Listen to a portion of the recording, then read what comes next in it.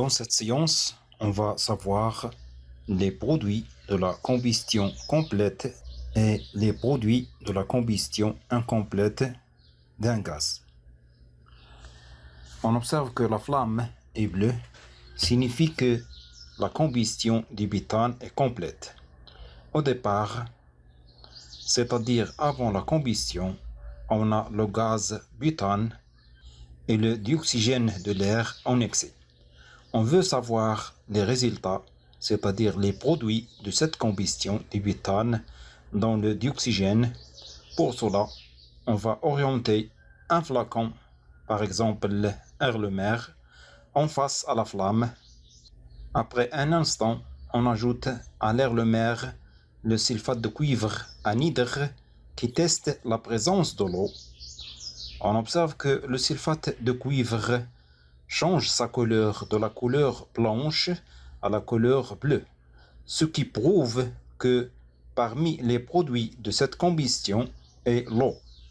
On reprend l'orientation de l'Erlenmeyer en face à la flamme. Après 1 minute par exemple, on verse à l'Erlenmeyer l'eau de chaud qui permet de tester la présence du dioxyde de carbone. Puis on agite. À la fin, on observe que l'eau de chaud se trouble, signifie que parmi les produits de cette combustion est le dioxyde de carbone.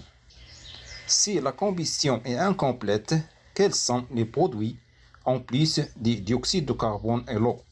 Pour cela, on va orienter une soucoupe à la flamme de cette combustion. Après quelques secondes, on observe qu'un dépôt noir qui se dépose à la soucoupe, c'est le carbone. Donc, le carbone est l'un des produits de la combustion incomplète du butane.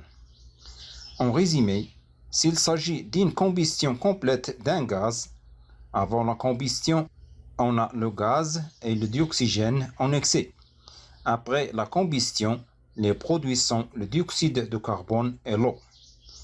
S'il s'agit d'une combustion incomplète d'un gaz, avant la combustion, on a le gaz et le dioxygène en faible quantité.